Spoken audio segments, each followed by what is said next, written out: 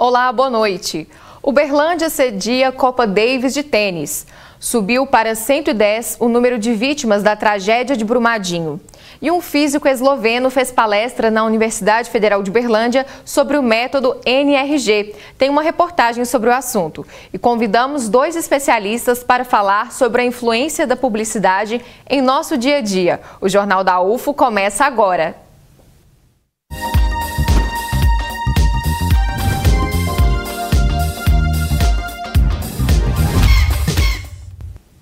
As partidas de play-off da Copa Davis de tênis começaram hoje em Uberlândia e terminam neste sábado. Brasil e Bélgica disputam vaga para a fase final da competição, que está marcada para o mês de novembro em Madrid, na Espanha.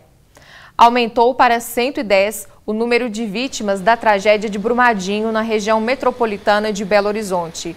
238 pessoas continuam desaparecidas, 192 foram resgatadas e 395 estão desalojadas. Esse foi o balanço divulgado até o começo desta edição do Jornal da UFO. Estudantes e pesquisadores se reuniram na Universidade Federal de Uberlândia para um estudo avançado de física. Eles tiveram poucos dias para entender melhor um método da área conhecido como NRG. Alunos do curso de Física de várias universidades do país estiveram reunidos em um curso que começou no dia 22 de janeiro na Universidade Federal de Uberlândia. Este professor explica que eles puderam aprender um pouco mais sobre um método chamado NRG. Na computação atual, você trabalha com materiais antigos, materiais onde os elétrons que estão no material, um não fala com o outro, um não sabe da existência do outro. Desde uns 20 anos atrás, foram descobertos materiais onde os elétrons eles agem como se fosse uma banda. Eles todos tocam juntos. Antes, nos outros materiais, cada um tocava o seu instrumento sem uma melodia junta. Agora não, agora esses materiais novos, você tem os elétrons agindo em concerto. E esses materiais têm propriedades incríveis que ainda vão ser exploradas para as novas tecnologias. Então, as tecnologias que vão sair desses materiais ainda não existem, mas quando elas forem implementadas, vai ser como você passar da televisão com tubinho para o seu celular. A televisão inicial, que era aquela coisa, era uma maravilha na época, mas hoje você olha para ela e é uma velharia, né? O seu celular daqui a 30, 40 anos vai ser uma velharia. Qual que vai ser a tecnologia, a gente não sabe, mas ela vai sair desses novos materiais. Com o objetivo de levar um pouco mais da física avançada aos alunos, o curso contou com a palestra do esloveno Rok Zitko. Durante a nossa reportagem, ele nos contou sobre a técnica de mecânica quântica ensinada aos alunos. This course deals with advanced quantum mechanics. No começo da mecânica quântica, cerca de 100 anos atrás, muitas das ideias, dos fundamentos da teoria eram pensados como experimentos imaginários, experimentos de pensamento, experimentos que você só imaginava, mas a gente não achava que seria possível realizar. E com o avanço da tecnologia, com o avanço dos fundamentos da física, hoje em dia a gente consegue fazer experimentos, consegue fazer trabalhos envolvendo elementos quânticos unitários, um átomo, poucos átomos, e isso muda drasticamente a maneira de se fazer física. E nos tempos recentes o que acontece é que essas coisas que no passado eram experimentos imaginários, hoje se tornaram dispositivos e novas tecnologias.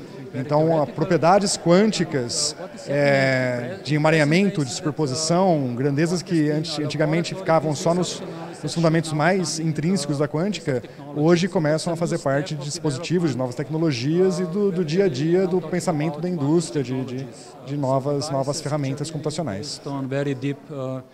Este aluno colombiano, mestrando em Física da Universidade de São Paulo, fala sobre a experiência de aprender em um pouco mais de uma semana métodos importantes da física. Está sendo uma experiência impressionante. Eu estou gostando muito de Uberlândia. Nunca tinha vindo, primeira vez. E é muito bom essa oportunidade de vir aqui, interagir com pessoas de todo o Brasil, mas também internacionais. A escola é muito boa, a professora é uma das lendas desta área, então está impressionante.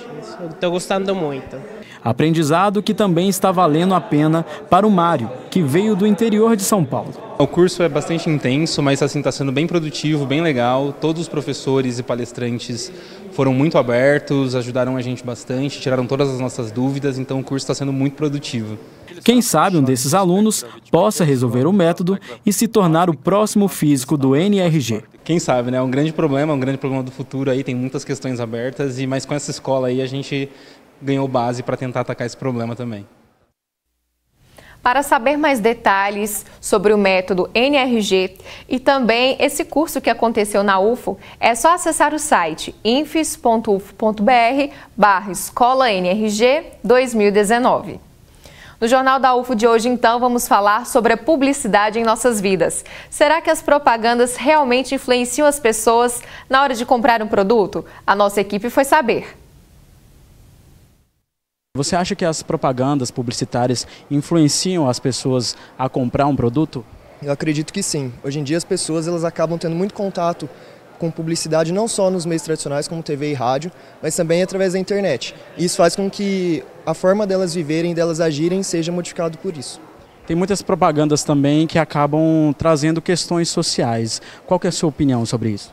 Com certeza. Eu acho que essas propagandas que abordam esses assuntos, elas ajudam as pessoas a entenderem um pouco as questões sociais de modo geral e também como isso interfere no dia a dia de cada um, seja na forma delas agirem ou seja na forma delas pensarem. E aí isso acaba influenciando de modo direto e positivo para uma sociedade melhor.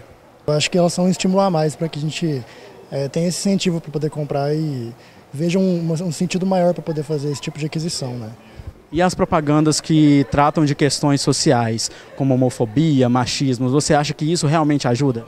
Sim, acho que elas têm um impacto maior do que as propagandas mais convencionais e apesar de ser um assunto mais adverso, né, que gera opiniões adversas, eu acho que também é um estímulo maior para que as pessoas tenham aquisições diferentes. A propaganda tem uma força muito grande, né, nessa questão apelativa na mercadoria que quer vender, né, a publicidade, né, em torno do que ela quer vender, né, propaganda, com certeza.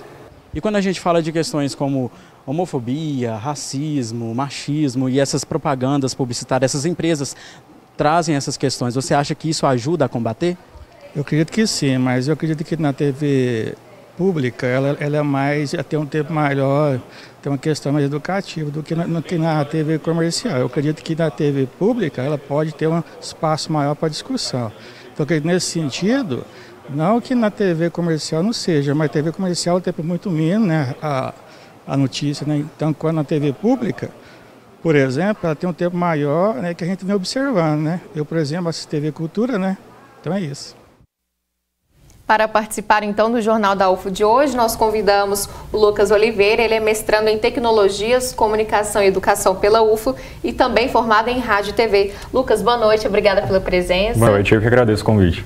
E também aqui com a gente está o Diogo Borges, ele que é diretor de criação de uma agência de propaganda e também mestrando no programa de Tecnologias, Comunicação e Educação da UFO. Boa noite, seja bem-vindo. Boa noite, eu que agradeço. Vamos começar então falando dessa questão da publicidade nas nossas vidas. Diogo, hoje mudou muito se compararmos nos últimos 10 anos essa relação que o público tem com as marcas, né? Sem dúvida, mudou sim. Antigamente as pessoas consumiam em poucos canais, eu acho que é o primeiro fator. As pessoas ligavam a televisão, assistiam o que tinha na televisão e a propaganda dizia o que podia e o consumidor não tinha como retrucar.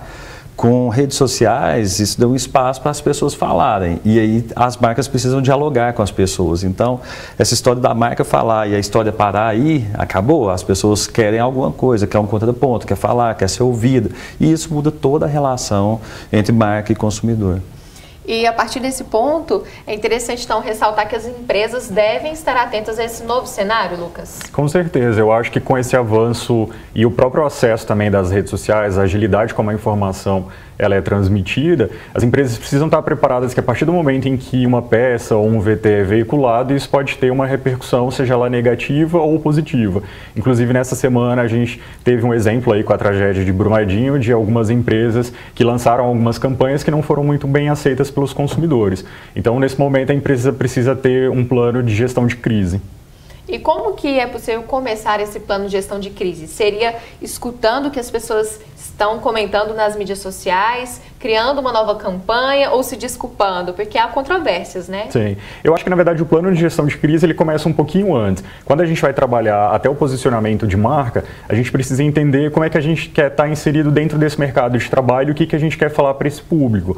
Então, a gente entende que muitos consumidores acabam boicotando determinadas marcas por uma questão de trabalho escravo ou por uma questão de onde esse produto, essa matéria-prima é extraída, se ela, de alguma maneira, traz malefícios para o meio ambiente, enfim. Então, quando esse produto é lançado, o consumidor já tem uma ideia de como aquela marca se posiciona, não só nacionalmente, mas de uma forma global. O processo da gestão de crise acontece mais em casos pontuais. Eu acho que, nesse sentido, a gestão de crise tem sempre a ver, procurar maneiras, na verdade, de lidar com o consumidor de forma transparente, dizer qual foi a intenção da campanha e fazer as devidas retratações. Eu acho que em publicidade, nesse sentido, de tentar aproximar do consumidor através de mídias sociais, o ideal é sempre tentar ouvir o outro lado e, se necessário, fazer as devidas correções. Interessante. Inclusive, nas entrevistas que nós mostramos agora há pouco, um dos rapazes comentou essa questão de que é importante estar atento, no caso da publicidade, estar atenta às questões sociais. Hoje, as causas que as pessoas defendem, como que fica, um termo que hoje é muito usado, politicamente correto, e a criatividade do publicitário, então, Diogo? Eu acredito que não existe propaganda efetiva se não existir verdade. E isso é a premissa do meu trabalho e de todas as pessoas que eu admiro. Eu acho que a gente tem que ter uma preocupação maior, as marcas precisam devolver para a sociedade alguma coisa além dessa relação de compra e venda, mas ela tem que apoiar ou endossar, tem que se abraçar alguma causa que realmente tem a ver com o posicionamento dela. Igual o Lucas falou, esse exemplo da empresa de cosmético que quis aproveitar de Brumadinho para se destacar. A gente vê empresas que nunca fez nada e aí porque está na moda alguma coisa, então vamos falar sobre a natureza, vamos falar sobre alguma coisa. O consumidor está cada dia mais inteligente na decisão de compra, ele pesquisa mais, ele tem como ter mais acesso às informações. Então não é de qualquer maneira, não é porque colocou um selo de vegano, colocou um selo de eu apoio alguma causa, que isso de fato vai ser associado. Mais do que adquirir então uma mercadoria, hoje o consumidor ele está atento também à política da empresa, às causas que a empresa também abraça? Sem dúvida. Eu acho que essa relação empresa-pessoas cada dia está mais desmoronada. É uma relação, as pessoas esperam quais são as pessoas que têm por trás dessa empresa, o que essas pessoas acreditam. A gente viu o caso de um supermercado que há pouco tempo maltratou um animal, uma pessoa maltratou um animal, e aí a gente vê todo um boicote em torno daquele supermercado. Então, o fator humano influencia na marca. E as pessoas querem saber qual é o humano que tem por trás daquela marca. Ele é humano mesmo? O que ele me devolve? O que ele faz para melhorar a minha sociedade, além de só querer explorar financeiramente? Certo. Daqui a pouco, então, a gente continua a nossa conversa. Nós vamos conferir a previsão do tempo para este sábado em Uberlândia e outras cidades da região.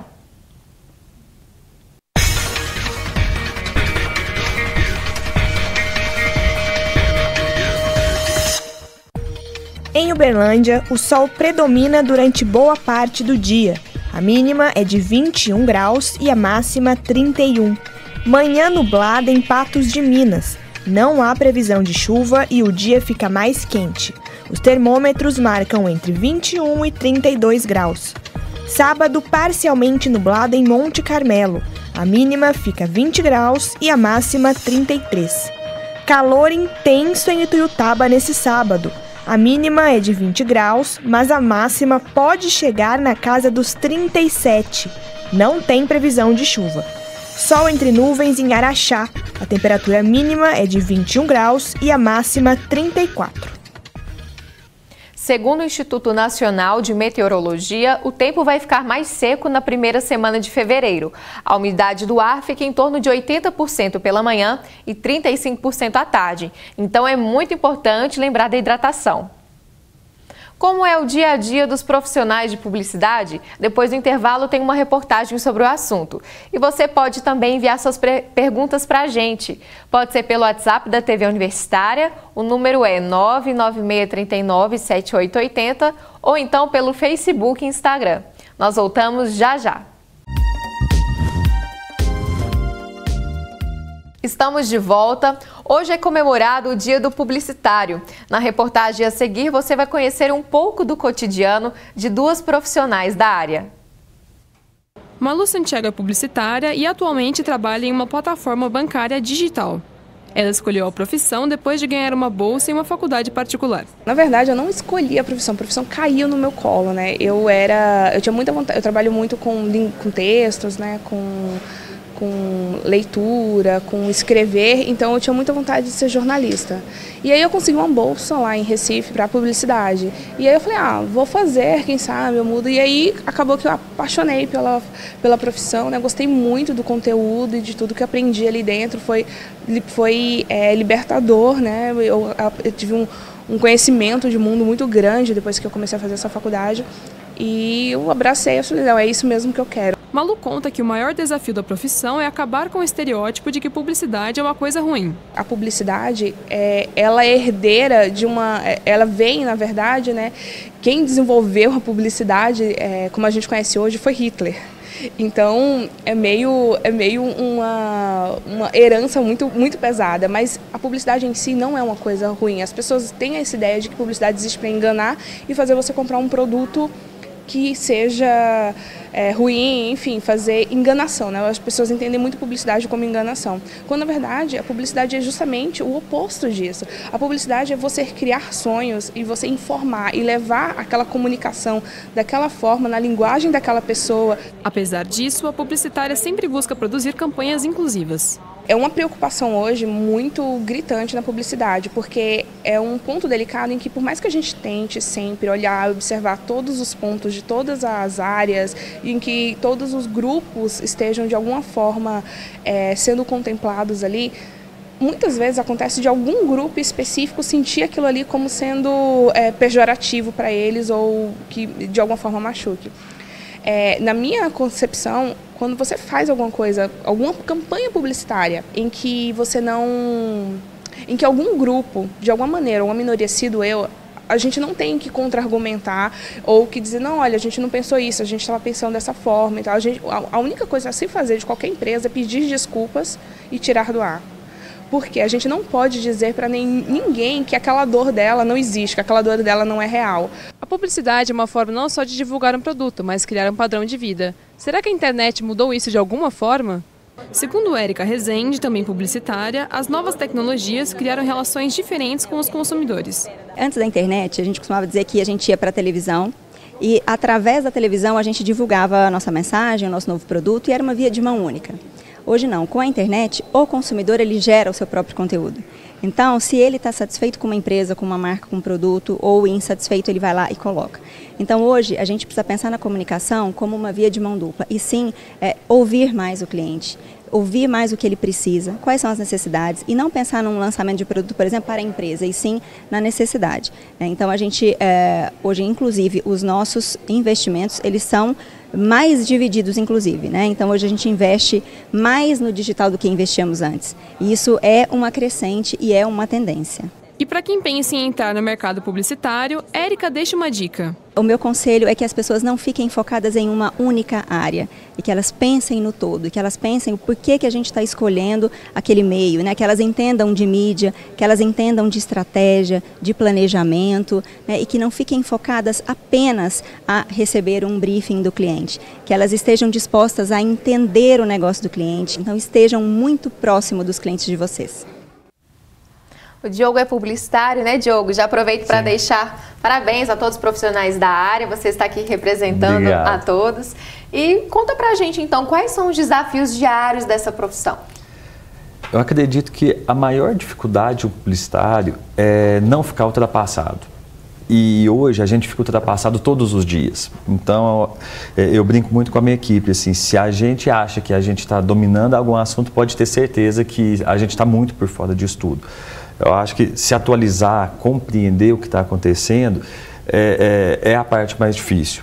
Um outro ponto que a gente discute muito sobre politicamente correto e tal, que muitas pessoas falam, é uma dificuldade no processo criativo, não é? Eu acho que é uma dificuldade a gente ter que repensar como nós agimos e pensamos como ser humano. Porque o que antigamente nós permitíamos que existisse, não é mais permitido, ainda bem. Então, não acredito que seja um problema politicamente correto, mas eu acho que é como é que eu posso continuar comunicando sem ofender. A gente conversa bastante sobre tudo ofende de alguma forma, mas o que é uma ofensa por algum motivo que talvez não humano, e quando é que eu estou reclamando de alguma coisa e estou querendo julgar a dor do outro por alguma crença minha. Então, eu acho que a gente tem que estar em todos os lados, de quem cria a mensagem, de quem recebe a mensagem. A gente tem que entender que antes da gente trabalhar com comunicação, com marca, com tecnologia, de novo eu volto, a gente trabalha com o ser humano. Então, as relações humanas estão um pouco mais difíceis? Não acredito que estejam. Eu acho que a gente está vivendo um momento, ainda bem, que a gente precisa respeitar as pessoas. E a propaganda sempre é um reflexo da sociedade. Então, o que ela faz hoje é tentar, de alguma forma, entrar nessa onda e como é que eu posso respeitar as pessoas e vender com isso.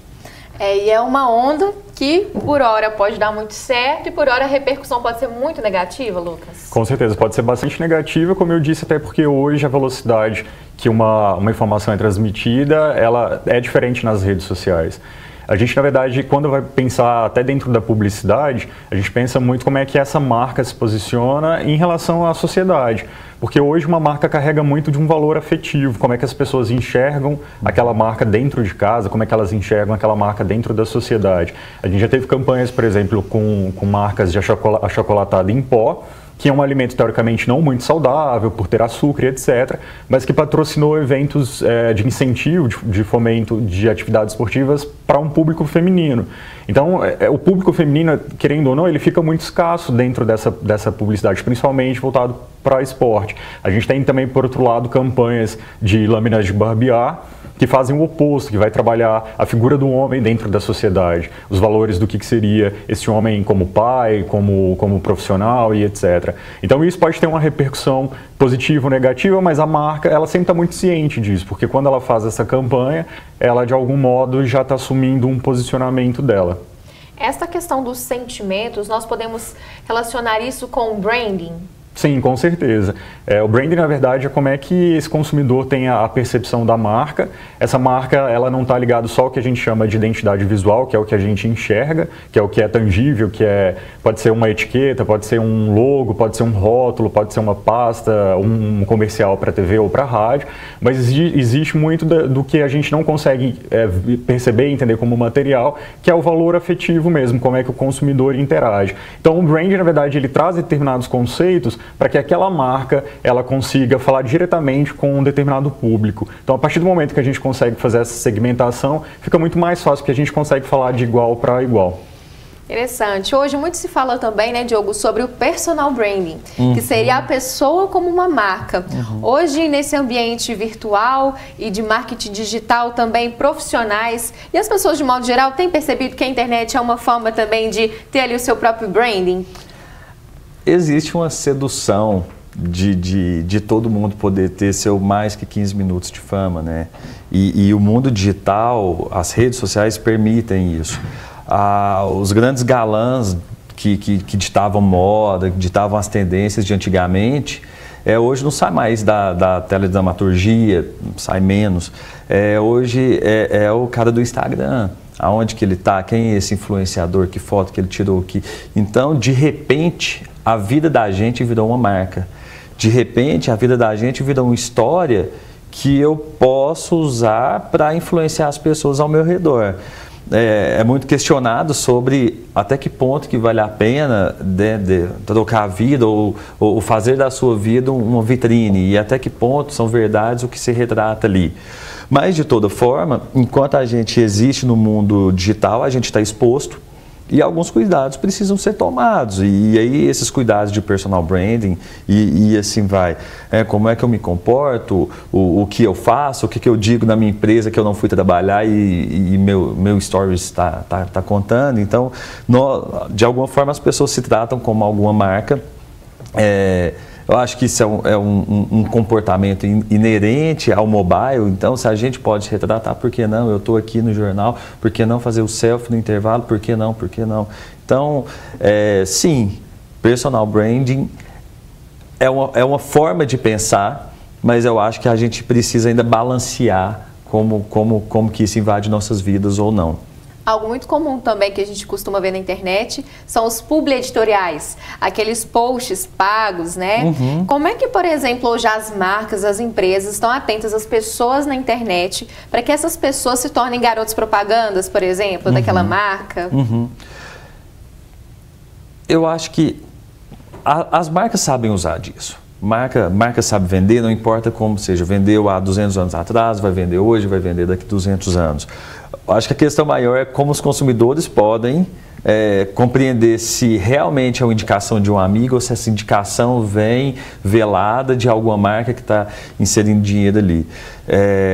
O que a gente tem que compreender é que, de alguma forma, todos nós somos influenciadores. Todos nós exercemos influência em algum estágio, micro, macro.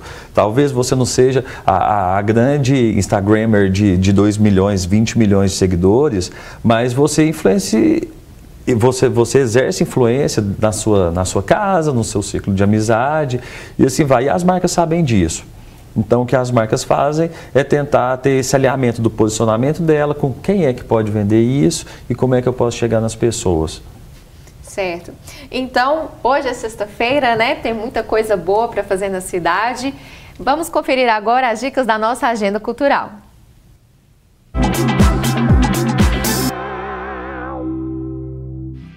Boa noite, pessoal! Prontos para curtirem o fim de semana? Então olha só as dicas que eu trouxe hoje.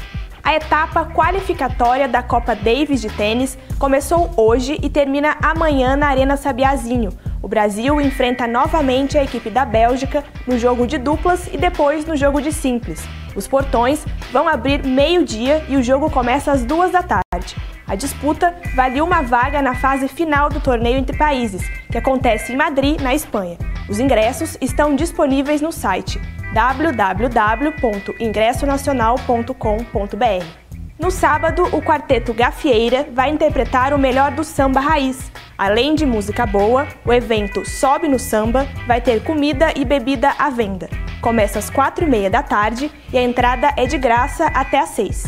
Ainda no sábado, tem show para quem gosta de rock. As bandas Imune e Solken vão tocar no London Pub a partir das 11 horas da noite. Os ingressos podem ser adquiridos no local.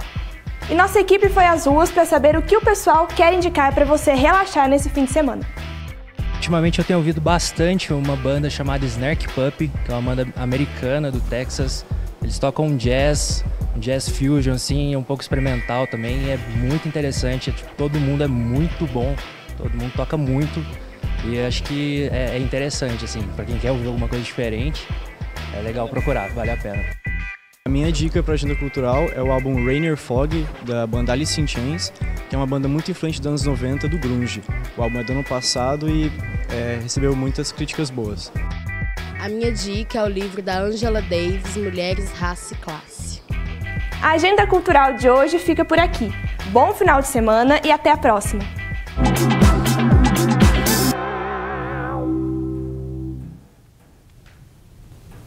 Felizmente, nosso tempo chegou ao fim. Diogo, muito obrigada pela sua participação aqui no Jornal da UFO. Lucas, muito obrigada também pelas informações. O Jornal da UFO, então, fica por aqui. Eu desejo um ótimo fim de semana para você. E este mês eu saio de férias e quem assume a bancada é a Letícia Brito. Obrigada pela companhia. Boa noite, até mais.